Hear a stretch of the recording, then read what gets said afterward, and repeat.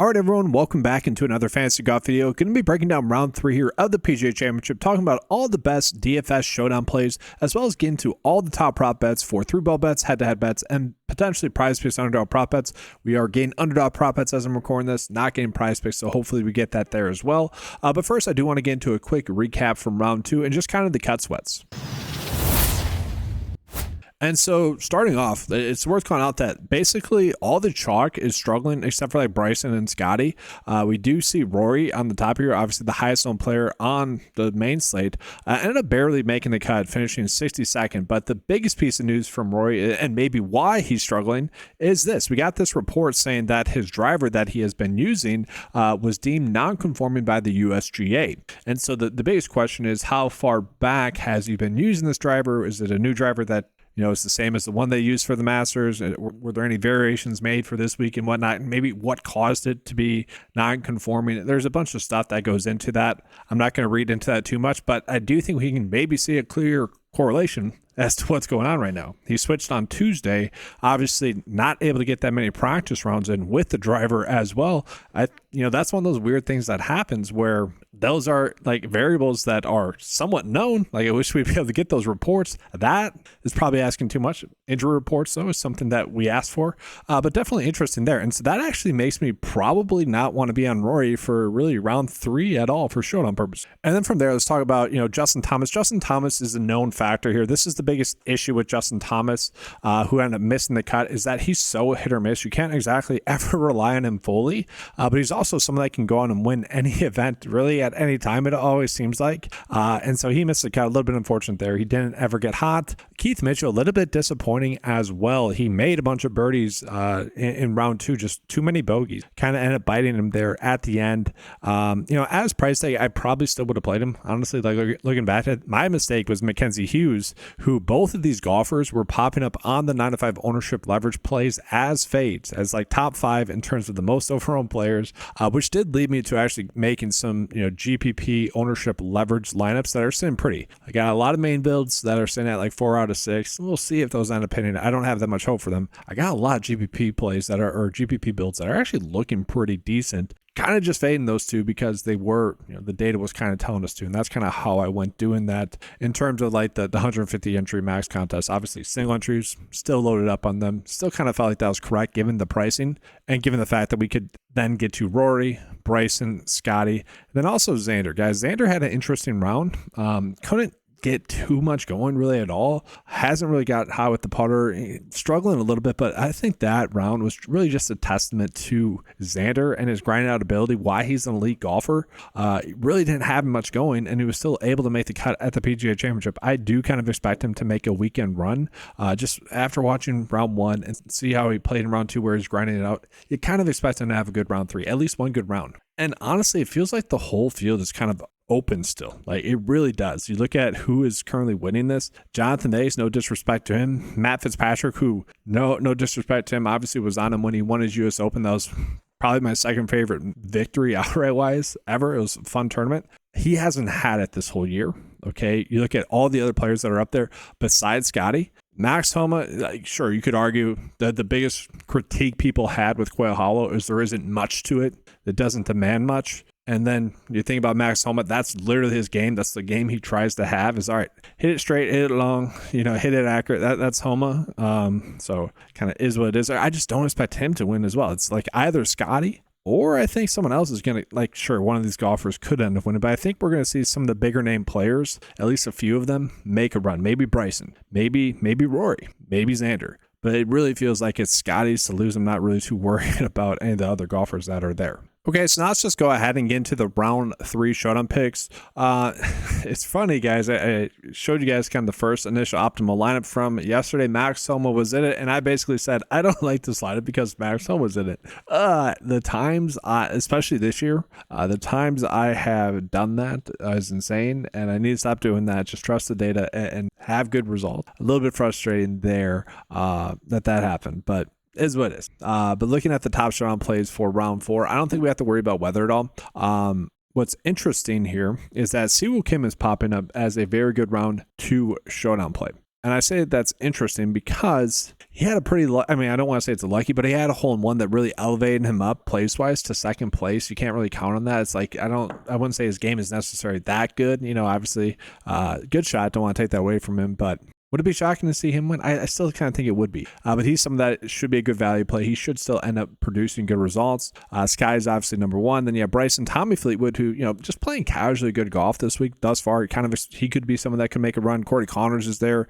You know, someone that on paper was projected to have a good week, had a good round 2, so don't mind him. And then because it's the cut, we do have to take off. And actually, I was going to say we could use the plays tab. I actually just went through and just pushed an update as I was recording this video to do it a little bit differently so that when it's round 3 or round 4, you guys don't have to click on the place and adjust, you know, the golfers that missed the cut. It's already going to exclude that out there. And so we are getting some okay values, but let's just go ahead and take a peek at the lineup process, the lineup builder, see what that's spitting out to us as the best lineups to go with. And regardless, that is something that does pop up here, guys, for the Showdown tab as well. And so with it, we are going to be just taking a peek at which are going to be the best plays. As always, we're going to just be bumping up the top 2 projections. Then you give it 2 data points to run. Going to do a general run just to kind of see what it's spitting out to us here as kind of the optimal lineup. And then you guys can kind of go from there. Just like to give you guys a preview of what we're looking at. So it is still going more of a balanced approach. Okay, so Colin Morikawa, Joaquin Niemann, I'm kind of okay with that. Niemann did have a good round 2. Typically, I don't like to target players that are coming in off of really good rounds, you know, that were maybe a little bit of outliers somewhat. So that's literally Connor, Siwoo, and Niemann. I shouldn't say they're outliers, but like it's a balancing act. We know that. But okay, you guys kind of get the approach that we're going with. I will say Xander being that cheap is certainly interesting in comparison to Rory. Again, Rory we do worry about just with that driver stuff. And so I could see maybe not getting to him. John Rahm's interesting at 9.4. I actually might try to get to like Rahm and Xander in some builds, but you guys kind of get what the lineup process is going to be like for round 3. And so we're going to go ahead and get into the PrizePicks and Underdog prop bets. Worth calling out that we did go 2 for 3 on the Underdog slip, which I mentioned we did have the profit boost where we could run that out as a flex as well. I don't want to say guaranteeing profit, but giving us a good foot forward in terms of at least making a profit by doing that. So hopefully you guys did that. And on top of that, we did hit Alex Noren and Ryan Fox as 2 golfers that we were betting to make the cut because they had a 54% likelihood or better to do that, and they did that. I spent a good amount of time doing that for the round 1 props video because those were the best bets that we wanted to be targeting. So hopefully that's available in your state. I kind of mentioned for those 2 sites, it's not for whatever reason. I did get action on that on DraftKings Pick 6. Good stuff there, but it's annoying the different nuances that go into but we get into the slate for today, guys. Extremely tight board. It really is. We're not getting any great edges as it currently sits right now on Underdog. I'll pull up PrizePicks here in just a second. We're not getting any prop line differences as well. And so with that, it honestly feels like a slate in which, at least for Underdog purposes, we probably should be passing up on right now, which I don't like to say. I want to give you guys a bet to do that because they are, again, giving us a 60% boost. It has to be 3 to 8 bets. Okay, so again, you could do that exact same strategy. I would love to give you guys a slip that we could do that with, but again, just not there right now. And the one thing I don't like to do is force out content or force out picks when it's not there. So let's just go ahead and jump on into PrizePicks. And again, we have an extremely tight board, guys. The best bet is going to be Jonathan Vegas to get over 3 birdies or better, which is basically saying that he's going to get to 3 birdies, right? That's literally the bet. And so once we get some more Underdog lines coming in for that specifically as well, we'll be able to adjust and use those bets. But again, as I'm recording this video, I can't wait too long and get the content out like too late. These are the best bets that we have available. It is worth calling out though as well. On Underdog, we are getting, sorry, that's my cat. On Underdog, we are getting some WNBA discounts. So take advantage of those 2. If you guys are someone that is betting on Underdog, just wanted to call that out so you don't miss that. And then there is a Jokic free square available as well. Okay, so take advantage of that if you guys are betting on there. And then on betr, they are giving us another free square as well for WNBA over, obviously we're going to bet this, it's free square for Caitlin Clark to get over 0.5 points, rebounds, and assists. So I've been talking about betr a decent amount. The The promo is literally just clicking the link in the description below and then just apply their best current promo that's going on. Typically speaking, you can use the promo code MATCH, but use the link in the description below for that. That is an easy way to support the channel. You guys can do that for Underdog as well. Use the promo code 925, spelled out just like that. For PrizePicks, it's the number 9 and then TO5. All that is a simple and easy way to help out the channel while also helping out your guys or helping out yourself as well. Take advantage of those promos. Again, links to those are in the description below. All right, guys, so now we're going to go ahead and get into some three-way bets. And again, I always say I don't like these, especially in comparison to three-ball bets. Okay, so we did end up having a very good round 2 three-ball bet day, and that continues from round one. Round 1 we went 3 for 5. Round 2 we went 4, 2, and 2. Okay, because we did have a couple of chops there.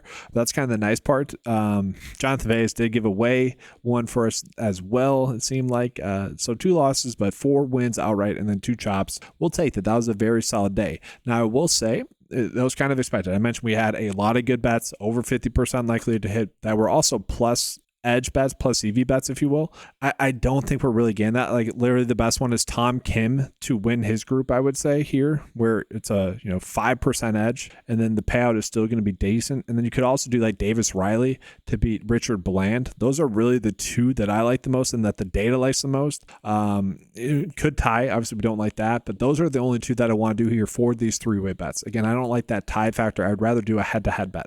And so we look at the head-to-head bets. I'm just going to pull in DraftKings, BetMGM, and FanDuel. Those are the more popular books. As always, let's just start with any plus EV bets if we are getting any here. We are not for round 3. Interesting there. Smaller field. That does make somewhat of sense. And then from there, we're really not getting that many good spots really for head-to-head bets this week. It seems like the lines have been pretty good. McNeely to beat Tommy Fleetwood is an okay one. That's fine. Minus 110. Okay with that. I don't necessarily love it or feel like I need to go on my way to target, but that's really it. I'll give you guys that as a bet here. But again, they've been pretty much good. It's the same as yesterday. I didn't really love any of those bets. And so I know I had the bet of the day slide pulled up here right now where I would give you guys a bet of the day, but it's really just Vegas right now as I'm recording this video. Again, I can't do it too much, and that's obviously for PrizePicks or Underdog. I already called out the three-way bets that we can run out there as well. So I wish I could give you guys more. That's not on me. That's on them. And it's just the life of fantasy sports content and specifically golf content where there's a very low turnaround. So that's going to be all for this video, guys. Leave a like if you guys appreciate the content. Subscribe to the channel if you guys have not done so before. If you guys want access to that data, head on over to 9to5sports.com. All the tools available on the site are available for $10 a month. Okay, sign up. $10 a month gives you access to all those tools. Thanks for watching. Good luck. And as always, let's keep cashing.